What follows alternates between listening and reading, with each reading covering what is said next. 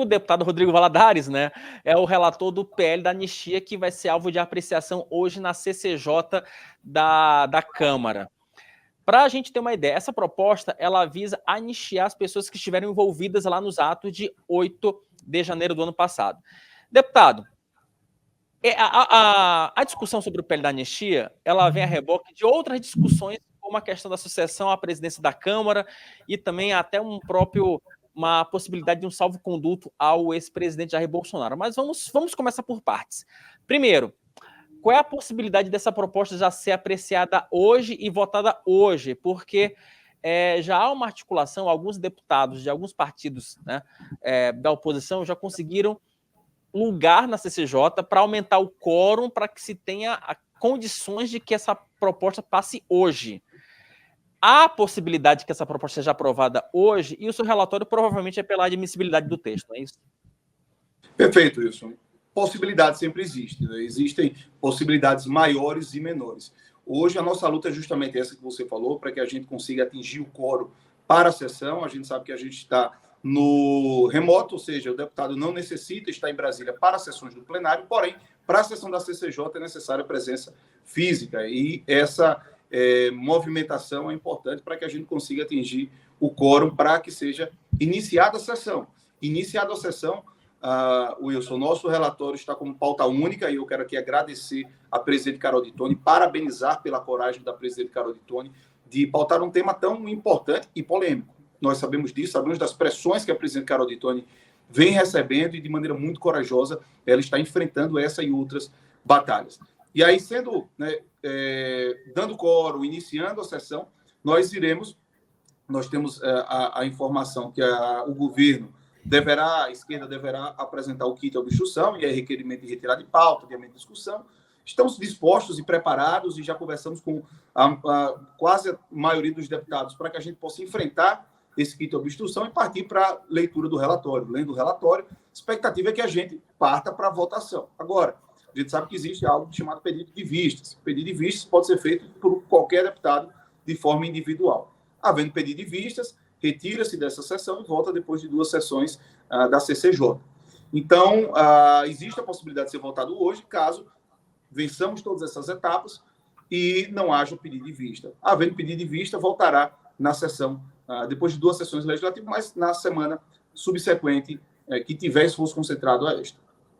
É só para a gente ter uma ideia das movimentações na CCJ, por exemplo, o Agnaldo Ribeiro deixou de ser titular, né? Agora está na suplência.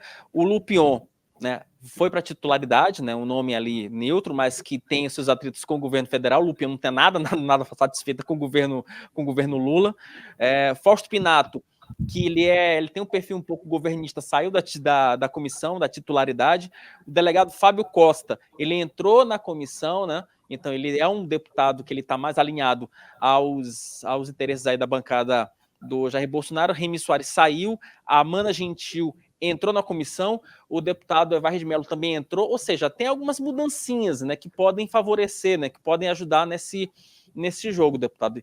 Agora, a pergunta que eu lhe faço ainda, né, sobre esse aspecto é a seguinte: estamos discutindo a sucessão do Arthur Lira na Câmara.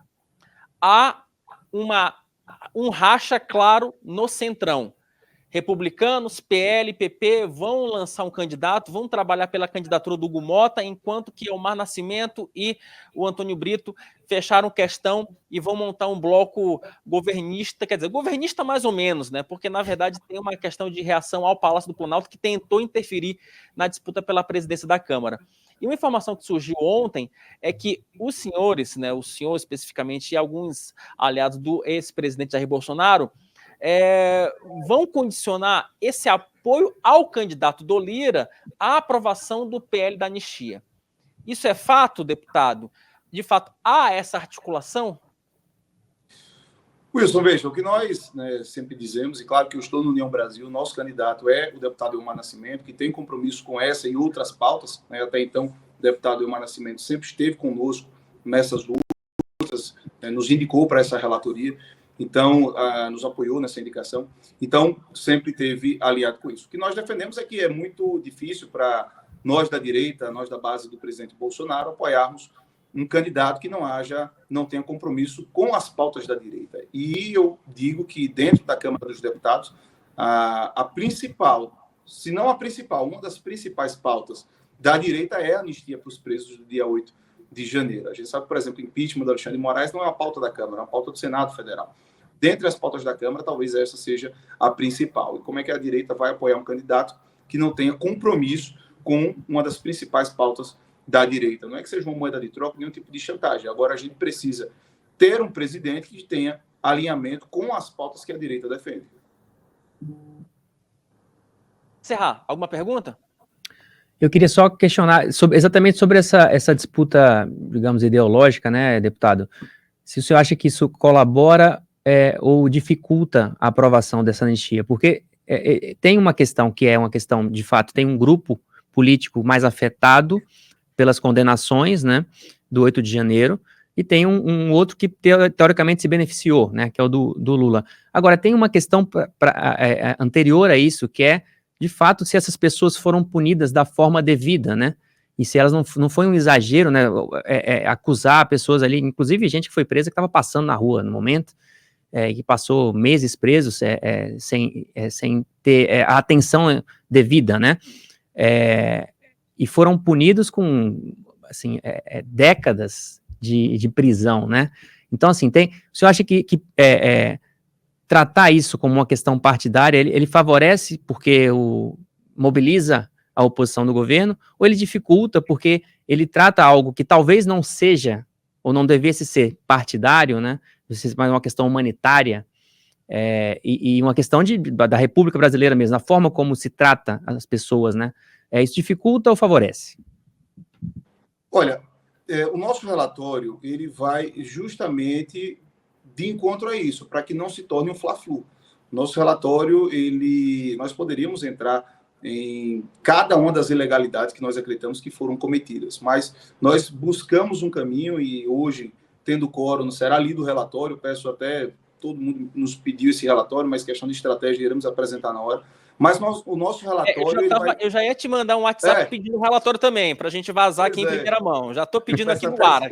Eu peço até desculpas, né, por não poder atender os amigos. E o nosso relatório vai justamente nesse sentido de pacificação, de não tornar uma disputa ideológica, de um fla-flu, e levar justamente nessa questão humanitária e jurídica, porque a gente sabe das graves violações à ampla defesa, ao contraditório, as garantias fundamentais da Constituição Federal que houveram nessas condenações.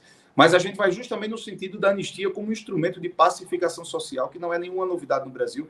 A anistia é utilizada há muitos anos em nosso país, em momentos de ruptura do tecido social, e o que nós desejamos é justamente isso, a gente não levar por um campo, né, puramente ideológico, e sim mais, como até, né, você falou, e gostei muito dessa palavra, vou até usar isso, um campo mais humanitário mesmo, de você ver senhoras há 17 anos de cadeia por terem participado de uma baderna, de uma muvuca.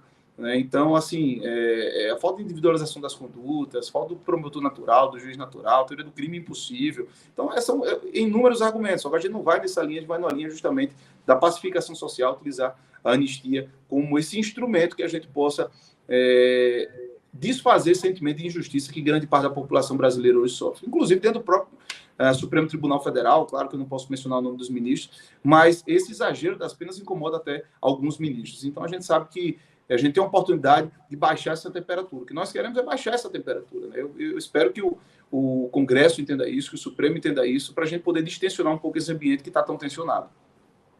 Tá certo. Deputado Rodrigo Valadares, do União Brasil, te agradeço muito pela atenção. Tinha uma outra questão para te perguntar, mas eu não vou ter tempo, a não ser que o senhor consiga me responder em 2 segundos. União Brasil fica na base do governo, porque tem uma possibilidade, né, do União Brasil revoltado com essa interferência do Lula na disputa pela presidência da Câmara. Já há uma discussão do União Brasil deixar a base. O União deixa a base ou isso ainda não está na mesa? Eu não sei, porque até agora a gente não sabe nem quem está com quem nessa disputa. Tá tão nebuloso esse cenário que, né, todo mundo está com o governo, todo mundo está com a oposição, está todo mundo com todo mundo, a gente não sabe quem está com quem. Eu acho que quando esse cenário consolidar, poeira baixar, que a gente vai conseguir ver. Né? Tem um ditado paulista que diz, né, quando a maré baixa, vê quem está com sunga e quem não está. Né? Então, eu acho que é isso. A maré está tão alta que a gente não está sabendo quem está com quem. Então, mais alguns dias, talvez.